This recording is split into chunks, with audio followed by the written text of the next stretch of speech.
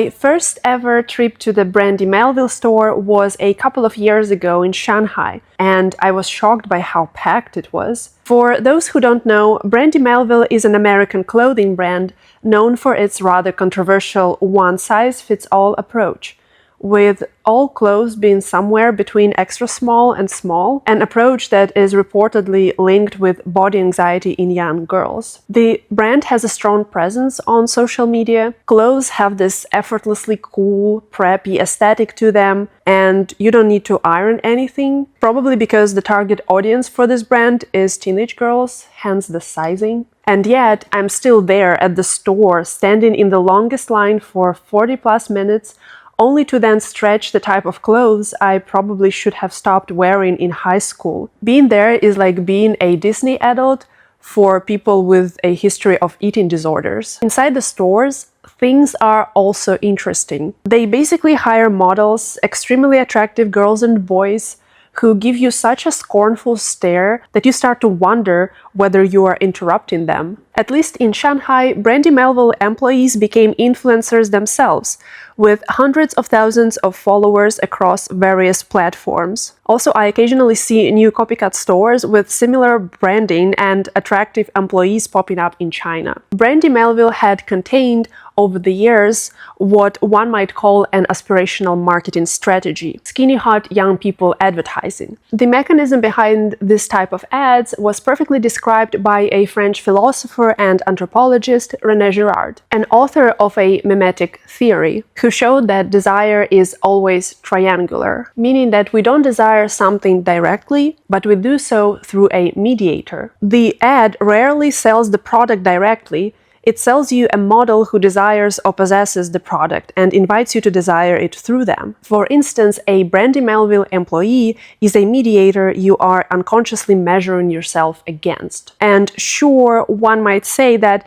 in recent years, after calls for more varied images of women in the media, we've seen a more diverse crowd in ads. Ads started to make a social commentary, but it's still marketing, just a more sophisticated one. As someone who knows a thing or two about both modeling and marketing from the inside, because I've done both in the past, let me tell you, you shouldn't seek validation from brands. I could make a whole video about how problematic the aspirational marketing of Brandy Melville is, especially since we have Ozempic now, and discourse around skinniness as an oppressive beauty standard is having a marked return. But I'm not going to do that. Making people feel bad and feel good about themselves both sell well. Dove Real Beauty campaign and Brandy Melville are essentially the same thing, with the latter one just being more honest about what it sells. Most discourse around beauty standards these days is incredibly hypercritical. Body positivity advocates disappeared overnight once a new weight loss drug was on the market. Commentators online are now on eggshells trying to have a nuanced conversation about problematic celebrities' weight loss, while they themselves admittedly take GLP-1 medications. There is a technology to look better, and we are eager to use it as soon as we have access to it, but we are hesitant to admit it. We want to relentlessly criticize beauty standards while looking fabulous. In this society, you are either a beautiful object to be looked at, or you are nothing, unseen, absent. It reminds me of a quote from Chuck Palahniuk's Invisible Monsters. Quote, "If I can't be beautiful, I want to be invisible." People's self-esteem is at its lowest because everyone is online, constantly comparing themselves to each other. Gen Z feel undesirable and not beautiful enough because of constant comparison with other people they see online. We know for a fact that social media use relates to body dysmorphia and interest in cosmetic procedures. If back in the 1990s, Naomi Wolf in her seminal book The Beauty Myth argued that beauty standards function as social control for women, well, now we're past that. Now men are becoming victims of big beauty too. The Looksmax. Men are hitting themselves with sharp objects until they become hot, or what we call it here, bone smashing. Because otherwise, what if someone brutally mugs you? The idea of mogging itself would make Girard have a field day if he were still alive. A term originated in Looksmax and incel-adjacent online communities. To mog someone means to visibly outclass them in physical appearance. Technology of instant Looksmaxing, such as filters, also absolutely messes with people's brains. Filter apps are really interesting even from a phenomenological perspective, since these apps are becoming an extension of people's perception of themselves, a kind of prosthetic face. Since we are glued to our phones so much, maybe a person sees his or her edited pictures even more often than a reflection in a mirror. Because otherwise, I don't know how else to explain the concerning trend of people using filters on social media profiles and dating apps, and when confronted with the fact that in pictures they have a different face than in real life, they try to gaslight you by saying, "Oh, everyone looks different in pictures." I actually was catfished this way with a completely different person showing up on a date, and it's a very weird experience because you end up being blamed for noticing the difference. And I know how lighting, different angles, and retouching one's imperfections work, but with filters, one simply has a different face. These face apps have a signature look that is created by AI. It is claimed to be a personalized enhancement, but it still reflects a specific, widely recognized beauty standard. It is claimed that it highlights what's already there, and yet the look it creates is always generic. So again, a one-size-fits-all approach, but for your face. And to achieve this uncanny filtered face in real life, people go to extremes and risk their health. Just while I was preparing the script for this video, which took me a while, the same 9D Chinese lifting ads went viral several times despite it already being debunked as a fraud. The before and after pictures are heavily edited. These are not real results, and models who participated in ads didn't have any surgeries. It's just filters all along. But the aspirational marketing strikes again, and people get fooled. They end up with very unfortunate results from shady clinics. The results that look more and more like something straight out of Cronenberg's movies or Junji Ito's body horror manga. All of this just makes me question, are we still talking about beauty at all? The reason I am talking about Brandy Melville, filters and plastic surgeries is that I see them as examples of how ideas of beauty work these days, meaning they work as a form of social contagion via social media, are highly Girardian or mimetic, and are one-size-fits-all. Since I already mentioned Junji Ito, he has a 1991 short manga called Dying Young, about the epidemic of schoolgirls mysteriously turning more and more beautiful, but also more and more frail over time. So frail that they eventually drop dead. The only way to prevent death is to kill another girl who still hasn't turned beautiful, as a way of sacrificing.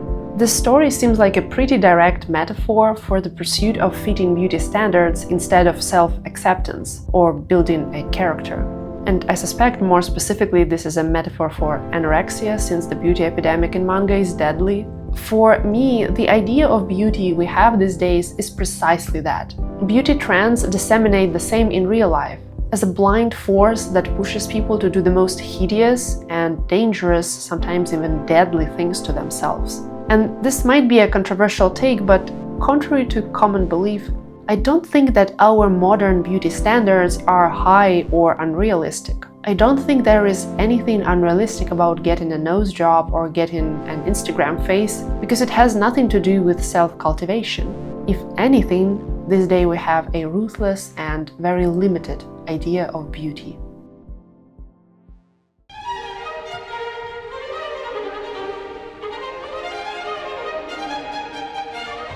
In his 1972 book, The Great Theories and Decline of Beauty, a Polish philosopher, Władysław Tatarkiewicz, wrote that there is a need for two nouns that mark beauty. One to signify the abstract quality of beauty, and one to refer to a particular beautiful thing. There are some examples of ancient and modern languages using the adjective as a noun, which highlights this difference. Ancient Greeks used kalos when referring specifically to sensory beauty, both physical and aesthetic. and an adjective, kalon, as a noun, as a much broader philosophical term that translates to the fine, the noble, the admirable. While kalos is what you see, kalon involves a deeper moral or functional goodness. It is also interesting that in Russian language, the distinction is marked by two words, красивое and прекрасное. And I always found it helpful. For instance, Immanuel Kant's category of beauty is not translated directly as beauty красота, but as прекрасное. Прекрасное is beauty plus virtue. Griffith from Berserk is красивый, but not прекрасный. Quasimodo from The Hunchback of Notre Dame is прекрасный, but not красивый, if that makes sense. In antiquity, beauty in general was always entangled with goodness. Think about another ancient Greek notion, kalakagathia, or kalos kagathos, which meant an ideal that combines the aesthetic, physical beauty, graceful manners, and the ethical, virtue, benevolence characteristic of a harmoniously developed individual. For example, in Plato's Symposium, Alcibiades praised the appearance of Socrates, who was unattractive, but beneath ugly features lay a profound inner beauty. Again, the same distinction as with Quasimodo and any beautiful villain. Ancient Chinese thought had something similar. Taoist and Confucius benevolence-centered philosophies also emphasized the unity of beauty and virtue. For example, there is a concept called de, which translates as virtue or moral character. It was believed that de gives you an intense charisma, and that is what makes you attractive. In Confucian thought, virtuous people were considered more good-looking, not the other way around, so it's quite contrary to the halo effect, which a lot of Looksmaxers and incel-adjacent communities like to mention, that people ascribe positive traits and virtues to people they find beautiful first. Starting with the Pythagoreans, the sensory type of beauty was related to proportion. Beauty was essentially a mathematical phenomenon, which is why Vitruvius could claim that human skull is exactly 1/10 of the body's total height, and that this is why the body is beautiful. Thomas Aquinas called it harmony and radiance. Renaissance thinker and architect Alberti called it the consonance and mutual integration of parts. And artist Albrecht Dürer wrote that without fit proportion, no figure can be perfect. And I guess when AI evaluates your face on a 10-point scale, or Looksmaxers say that your maxilla isn't expanded enough, this is what they refer to as well, proportions. Tatarkiewicz in his paper called this the Great Theory, a theory that was prevalent from the 5th century BC until roughly the 17th century AD. And it was applied not just to the human face and body, but also to architecture, music theory, and poetics. Then tastes had changed, starting with mannerism and even more so with Baroque art and Romantic art. We see interest in emotions and excess at the expense of strict proportions. And the philosophers caught up to the artists, questioning whether beauty is really that objective. Philosopher David Hume said, "Beauty is no quality in things themselves, it exists in the mind that contemplates them." Francis Hutcheson said, "Beauty is simply a subjective impression." The Great Theory hadn't been disproven exactly, as I said before, it is still relevant to this day, but people have started to question it. So the debate over whether beauty is objective or subjective is the biggest disagreement. Here is where one of our all-time favorite German philosophers is relevant. Immanuel Kant. Kant, in his The Critique of Judgment, goes against both beauty is just whatever I happen to like and naive objectivism. Beauty is a measurable property of things. For Kant, beauty is an intersubjective claim, a judgment we make on behalf of all humans while knowing we can't logically compel their agreement. When you say this is beautiful, you implicitly demand agreement. You are not just reporting your mood. But you can't back it with a rule or a definition. This is why people become so angry when they don't agree with your example of beauty. Think about these videos where women talk about pretty privilege from a first-hand experience. Their attractiveness is always questioned in comments.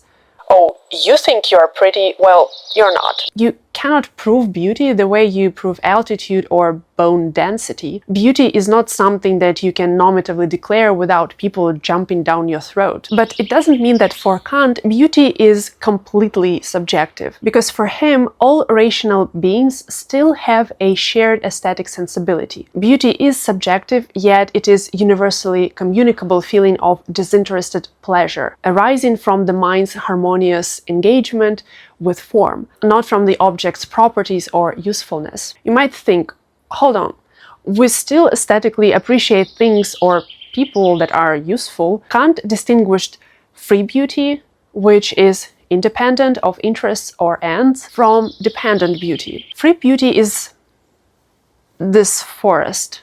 The human figure is dependent beauty, because we respond to it in terms of our identities as a man or a woman. This type of beauty is culturally relative, but the problem starts when we mix up dependent and free beauty. For Kant, mixing these two types up means having a poor aesthetic taste, and this is what instinctively irks people in conversations around beauty standards or looksmaxing, because we start to worship the wrong things.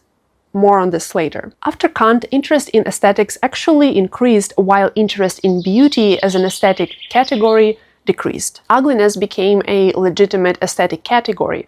Shock became a valid artistic language, especially after the second half of 20th century. A work of art should agitate people rather than simply delight them with its beauty. A writer, Somerset Maugham, wrote, "Beauty is a bit of a bore." Nietzsche's Apollonian and Dionysian drives in art also add to this bit that a work of art is much more effective when it doesn't simply contain Apollonian pursuit of orderliness and proportions, but also a Dionysian freedom and chaos. By the end of 20th century, the category of beauty had effectively been resigned. Don't get me wrong, it is still used in everyday speech, and we can even say that these days in the 21st century, everyone is obsessed with beauty, but it is rarely considered as a serious aesthetic category. The postmodern philosophy dismantled the universality of beauty.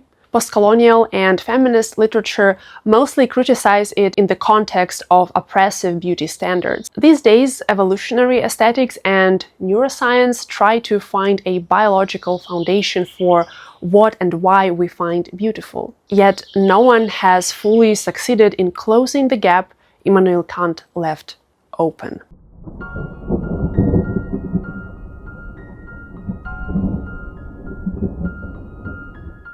Remember, I mentioned that Kant distinguished between free and dependent beauty, and how it is a problem that we conflate the purity of judgment between the two. Here is where the danger in beauty lies. When we treat dependent beauty as free, this is when disinterestedness is taken to its radical conclusion. This is where beauty stops being abstract and becomes dangerous. This is something that the great theory and even Kant missed. Beauty is violent. It doesn't just please, it overwhelms, consumes, and destroys. When I think about the dark side of beauty, three writers come to mind: Oscar Wilde, Thomas Mann, and Yukio Mishima. All these writers are aesthetes. All treated beauty as a deity. All had concerns around the decline of the body, specifically the male body, and I think that their tragic preoccupation with beauty is also affected by them being closeted gay men who lived at a time when their sexuality was considered taboo. The most radical aesthete of this trio was probably the Japanese writer Yukio Mishima. Mishima was a bodybuilder, and according to his biographer Scott Stokes, since his 30s he was obsessed with the idea of committing suicide while still having a beautiful muscular body. And as we know, he put this idea into practice. Plus, we know that Mishima was influenced by both Wilde and Mann, so similarities in their works are not a coincidence. For instance, Oscar Wilde's The Picture of Dorian Gray, Thomas Mann's Death in Venice, and Yukio Mishima's Forbidden Colors all have a figure of an older, cynical, detached spectator aesthete who uses the beauty of another young man as an instrument of his own will. Spoiler alert, older aesthetes in the last two books are destroyed by the experiment. Young men, be that Dorian Gray or Tadzio from Death in Venice or Ryuichi from Forbidden Colors, are considered as a pure form without regard for their personhood. For example, in Forbidden Colors, we see an elderly writer, Shunsuke, who meets an extremely beautiful young man, Yuichi, and makes him into a weapon of revenge against women who had previously betrayed him. While doing this, Shunsuke becomes infatuated with the youth himself and commits suicide. Mishima doesn't describe Yuichi's beauty the way you would describe a person, but rather an artwork or a natural phenomenon. So he applies judgment of free beauty on a dependent one. Another of Mishima's masterpieces, The Temple of the Golden Pavilion, also tells the story of the great and destructive power of beauty, but this time it's the beauty of architecture. The book is based on a real event, on an arson incident in Kyoto not long after the war's end, where a monk set fire to one of Kyoto's most famous old temples, burning it to the ground, and then attempted suicide on the hill behind the temple. He survived and was arrested, but the reasoning behind this act was a mystery. So Mishima in his book tries to get behind the mind of this monk and presents this act as vengeance against beauty itself.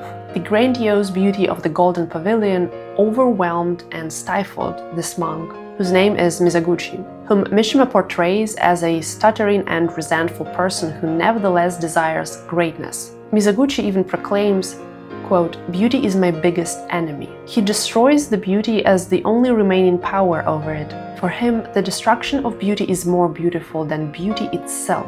For this protagonist and Mishima himself, beautiful things that endure become ordinary. Only the beautiful thing destroyed at its peak remains perfect forever. Hence the desire of Misaguchi to destroy the temple as a remaining symbol of an old Japan in the post-war setting, and Mishima's own obsession with violent death while still having a youthful, healthy body. I think this also translates into modern obsession with eternal youth, be that plastic surgeries or experimental health protocols. Beauty is seen as something fixed, something you can freeze, something that only works through a certain angle. All these works demonstrate what happens when Kantian disinterestedness is lived rather than theorized. The spectator who encounters dependent beauty but treats it as a free one, detaching it from relationship, history, or personhood, ends up morally emptied and destroyed.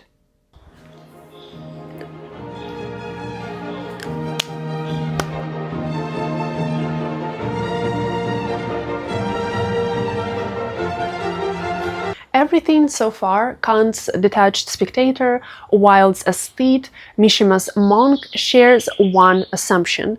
Beauty is something a subject encounters from the outside, judges, and either possesses or destroys. Now I want to talk about a different view. A Japanese philosopher, Yuriko Saito, in her Aesthetics of Care, considers beauty as a practice rather than a judgment. She views beauty as something that emerges from engaged, caring relationships, be that with people or objects or environments. A meal cooked for a sick friend, a carefully folded blanket or kimono lining that exists to be almost hidden, appreciated only in an intimate setting, are beautiful not because they conform to an ideal, but because they express attentiveness and care for the particular thing or person in front of you. A garden in Saito's aesthetics isn't just beautiful because it pleases our sensibilities, but only if it was crafted carefully and serves a human good. This means that beauty for Saito is inseparable from how you attend to something. For the same reason, hostile architecture isn't beautiful even if it is well proportioned and aesthetically pleasing. The previously discussed views on beauty elevate aesthetic experience above relationship. Well, Saito says that this elevation is a form of aesthetic blindness. For Kant, disinterestedness is what elevates aesthetic experience above mere personal preference. For Saito, that very disinterestedness is a problem, as it turns beauty away from relationships and acts of care that give meaning in life. When you start viewing beauty through this relationality, it all starts to make sense. Think about all these gendered surveys on which type of male body women find attractive. Men are always surprised by the results, since the majority of women choose not the most shredded, chad body, but a very average one. And the same goes with surveys on which type of women men find attractive, with the overwhelming majority preferring not the supermodel but a cute girl next door. We don't judge people's looks in a vacuum. We imagine whether we would date them or want to be like them. I also think that the aesthetics of care partially explain this phenomenon where a lot of women notice that they are more likely to be approached when they are dressed very casually, just running their errands, rather than when they are perfectly dressed up. I mean, sure, it can be explained that when you are dressed casually, you look less intimidating and more approachable, but I also think that it's not so much about the appearance, but by the fact that when you're doing some errands and the goal is not to look striking, but to care about something or someone else who isn't you, you are in your most natural and uninhibited state, and that is what makes you attractive. Recently, I was approached by someone at a coffee shop and on a date afterwards when we discussed the topic of beauty, because for the past several months it's been on my mind. I always asked other people their opinions on it. And he himself brought up why he wanted to approach me. It was not because of a detached assessment of my face and body, but because there was a particular context. I was reading a book, and it wasn't some performative reading. I've done a fair share of performative reading in public spaces when I put a lot of effort into how I look, but this time I was actually really focused on the content. Reading Mishima, by the way, and also looked like a complete bum, probably with the mouth open the whole time. So I was doing something I truly cared about, and that whole context made him attracted to me. This is what Saito means. For her, beauty lies exactly in this. It's an encounter, it's not a score or a 10-point scale. Saito also refers to Harry Broudy's notion of aesthetic poverty, meaning that people today don't devote more attention to the aesthetics involved in anything that goes beyond appearance. Actions, manners, and speech also affect beauty. For instance, Broudy wishes people would devote more care to the sound of their speech and its qualities of expression. When a beautiful person throws trash on the street, is he or she still beautiful? If one who has perfectly proportioned face and body opens their mouth and starts to swear like a trooper, are they still beautiful? Well, for those who are guided by aesthetics of care, no. So when at the beginning of this video I said that modern beauty standards are not high, this is what I meant. One can put on a new nose and get a more defined jawline. Nothing wrong with that. But this on its own can't make up for the abysmal personality and lack of other positive traits. This is also why a Looksmax influencer, Clavicular, is having a bad time during his recent trip to France, even after plastic surgery that was supposed to make him look better. Well, because, as was said before, beauty is inseparable from how you attend to something, and called approaching women with utmost hostility in a country that is known for the excess of charismatic men inevitably results in rejection. Saito's work offer one of the strongest philosophical counter-arguments for the kind of body anxiety I talked about at the beginning of this video. Brandy Melville-style Looksmax and face-up beauty standards require exactly the detached, cold-eyed mode she critiques.